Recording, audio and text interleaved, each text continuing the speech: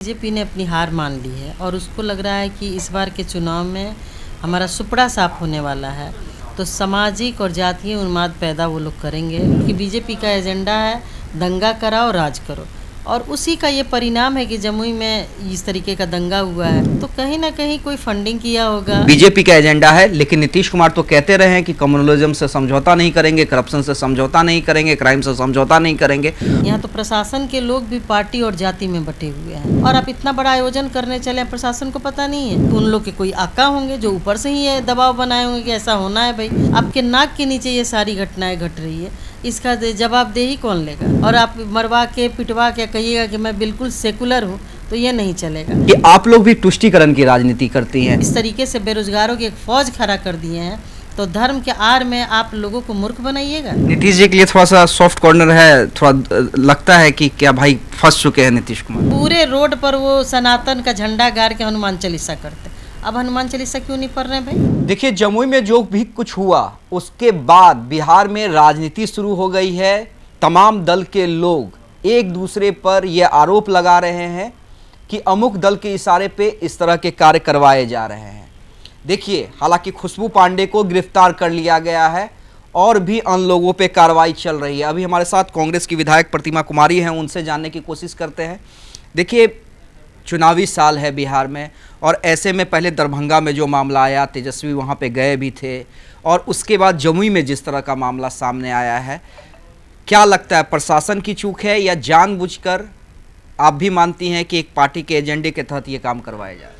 बिल्कुल, जिस तरीके से जमुई की घटना घटी हमने भी देखा है, तो ऐसा लगता है कि बीजेपी ने अपनी हार मान ली है और उसको लग रहा है कि इस बार के चुनाव में हमारा सुपड़ा साफ होने वाला है।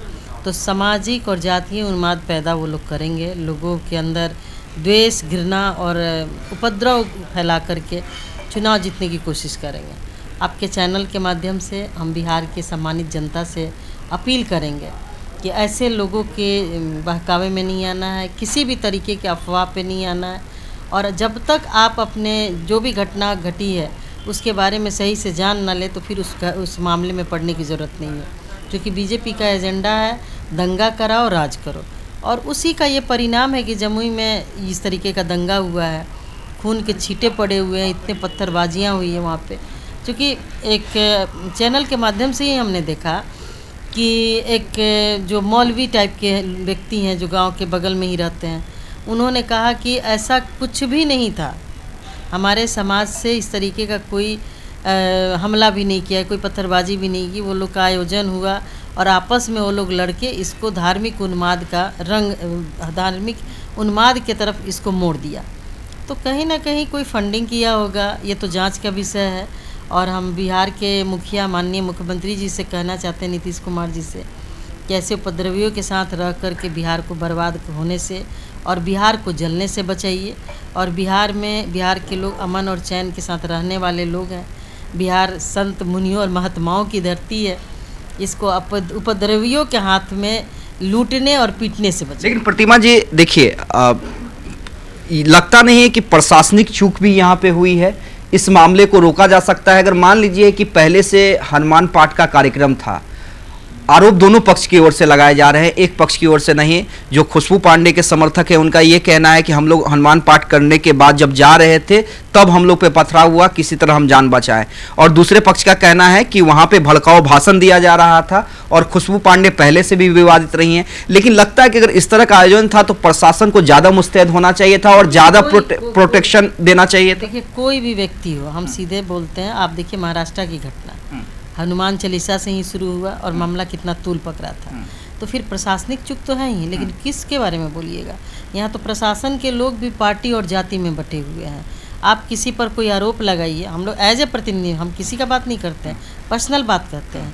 यदि कोई भ्रष्ट अधिकारी के खिलाफ यदि पत्र लिखिए, विभाग को दीजिए, अपर मुख्य सचिव तक जाता है, उसके बाद में यदि सीएम हाउस भी चला जाता है, वहाँ भी मैनेज करके उसको बचाया जाता है। तो प्रशासनिक चूक तो है ही। कहीं ना कहीं जो लोग ये कार्यक्रम करा रहे होंगे प्रशासन के संज्ञान में होगा। एक छोटा सा धरना प्रदर्शन होता है तो आदमी प्रशासन को सूचित करता है, और आप इतना बड़ा आयोजन करने चले, प्रशासन को पता नहीं है। तो प्रशासन की मिलीभगत है, और हो सकता है कि उन लोग के कोई आका होंगे जो ऊपर से ही ये दबाव बनाए होंगे कि ऐसा होना है भाई, ये चूँकि ये एजेंडा हम लोग तय करेंगे, वोट पोलराइज होगा और उसके बाद में हम लोग बिहार के चुनाव को जीतेंगे। लेकिन ऐसा नहीं होगा। 20 के बाद से जनता बिल्कुल सजग है और समय के इंतज़ार कर रही है। लेकिन प्रतिमा जी, खुशबू पांडे की गिरफ्तारी हो चुकी है और ये भी आप लोगों की तरफ से या कई लोगों की तरफ से कहा जा रहा है कि बीजेपी का एजेंडा है, लेकिन नीतीश कुमार तो कहते रहे हैं कि कम्युनलिज्म से समझौता नहीं करेंगे, करप्शन से समझौता नहीं करेंगे, क्राइम से समझौता नहीं करेंगे। और देखिए कि घटना हुई और उसके बाद खुशबू पांडे की भी गिरफ्तारी हुई। तो नीतीश कुमार तो कहीं ना कहीं मुखिया तो है ना। बिल्कुल वही तुम कह रहे हैं कि माननीय मुख्यमंत्री जी, जब आपका ये बयान है कि हम सेकुलर हैं, कम्युनल जो मूवमेंट चल रहा है उसके खिलाफ हैं, हम अपने बिहार में अमन चल, तो फिर बेनीपट्टी में इस तरह की घटना कैसे घट गई? और हमको लग रहा है 1 महीने के अंदर में जमुई में इस तरह की घटना कैसे घट गई? आपके नाक के नीचे ये सारी घटनाएं घट रही है, इसका जवाबदेही कौन लेगा? किसी ना किसी को लेना पड़ेगा। तो कौन लेगा? जो बिहार का मुखिया होगा वही ना लेगा। और आप मरवा के पिटवा के कहिएगा कि मैं बिल्कुल सेकुलर हूँ, तो ये नहीं चलेगा। आपको माननीय मुख्यमंत्री जी को स्टैंड क्लियर करना पड़ेगा। क्या विधानमंडल का सत्र भी शुरू होने वाला है, क्या इन मुद्दों को कांग्रेस मजबूती से उठाएगी? बिल्कुल, देखिए जो भी जन सरोकार के मुद्दे, चाहे बीपीएससी पेपर लीक का मामला हो, चाहे महिला सुरक्षा की, अभी देखिए सासाराम में भी एक लड़की की हत्या कर दी गई है। जिस तरीके की महिला सुरक्षा की बात हो, चाहे सेकुलरिज्म की बात हो, कम्युनल ताकतें जिस तरीके से बिहार में पाँव पसार रही हैं, महंगाई है, ये तमाम मुद्दे हैं जिसको लेकर के हम लोग सदन के पटल पे जाएंगे। और प्रशासनिक भ्रष्टाचार जो सरकार के नाक के नीचे हो रहा है और ऐसा लग रहा है कि सरकार में बैठे हुए लोग उसको संरक्षण दे रहा है, तो इन तमाम मुद्दों को लेकर के कांग्रेस पार्टी बहुत मजबूती से सदन में सवाल करेगी। एक आखिरी सवाल प्रतिमा जी आपसे, देखिए आप लोग आरोप जरूर लगा रही हैं, चुनावी साल है, लेकिन बीजेपी का कहना है कि आप लोग भी तुष्टीकरण की राजनीति करती हैं। अब देखिए जैसे महाकुंभ को लेकर जिस तरह से लालू जी ने बयान दिया कि कुंभ बेकार है, कुंभ कोई मतलब नहीं बनता है, तो क्या नहीं लगता है ये तुष्टीकरण की राजनीति है? देखिए एक चीज़ मेरा पर्सनल सवाल है सरकार से। हाँ। तुष्टीकरण के ये डाइवर्ट करने का ये कुंभ है। ये जो कुंभ है, हम लोग भी कोई बच्चे तो हैं नहीं, और जो भी लोग हैं, माननीय लालू प्रसाद यादव जी, वो बच्चे नहीं हैं। उन्होंने अपने जीवन में कितना कुंभ देखा है, और एक बिहार के मुख्यमंत्री होने के नाते उन्होंने अपने लॉ एंड ऑर्डर जो भी व्यवस्था है उसको किस तरीके से दुरुस्त और पटरी पे रखा जाए वो जानते हैं। आप देख लीजिए कि एक तरफ आप कह रहे हैं कि 144 साल बाद ये इस तरीके का महासंयोग आया है। कौन लोग जा रहे हैं भाई? 20 साल, 22 साल, 30 साल का लड़का वो जा रहा है कि फिर 144 साल बाद हम जिंदा रहेंगे कि नहीं। उसको अभी नौकरी की ज़रूरत है। वो लड़कियां जा रही जिसको अभी नौकरी की ज़रूरत है। महिलाएं जा रही हैं ये मांगने के लिए हमारे बच्चे को नौकरी मिल जाए है भाई, ये संगम में नहाएंगे तो हमारा बेड़ा पार लग जाएगा। बेड़ा पार संगम में नहाने से लगेगा कि सरकार की नीति से लगेगा? सरकार जो है अब 12 साल होने जा रहा है सरकार को बने हुए, देख रहा है कि हम तो कुछ किए नहीं। इस तरीके से बेरोजगारों की एक फ़ौज खड़ा कर दिए हैं, तो धर्म के आड़ में आप लोगों को मूर्ख बनाइएगा। और ये आज बिहार में, आज हिंदुस्तान सनातन धर्म को मान रहा है। हिंदुस्तान शुरू से सनातन को मानते आया है, सेकुलर राष्ट्र रहा है, और यही इसकी खूबसूरती और इसकी मजबूती है। और ये देखने के लिए लोग देश विदेश से यहाँ आते हैं। ये जो संत महात्मा जो विदेशी हैं, क्या 14 के बाद बने हैं? ऐसा नहीं है। बीजेपी के लोग हर बात को पकड़ते हैं। एक बात आपको हम बताना चाहते हैं, कल के पेपर में हम लोग पढ़े, बीजेपी बोल के तुरंत उलट जाती है, जिस तरीके से महाराष्ट्र में एकनाथ शिंदे को इन लोगों ने किया। अब बिहार में ये सवाल उठ रहा है कि ऐसा ना कि सीएम साहब के साथ। अच्छा, लगता है कि नीतीश कुमार, लगता है आप लोग को भी ये डाउट है कि नीतीश कुमार के साथ, क्योंकि देखिए बिहार के राजनीति के तो चाणक्य नीतीश कुमार कहे जाते हैं, और ऐसे में लगता है कि बीजेपी जो महाराष्ट्र में कर चुकी है वो नीतीश कुमार के साथ कर पाएगी। देखिए बात ये है कि बीजेपी कुछ भी कर सकती है भाई, ये आप जानते हैं। जिस तरीके से महाराष्ट्र में हुआ, तो ये हम लोग थोड़ी कह रहे हैं।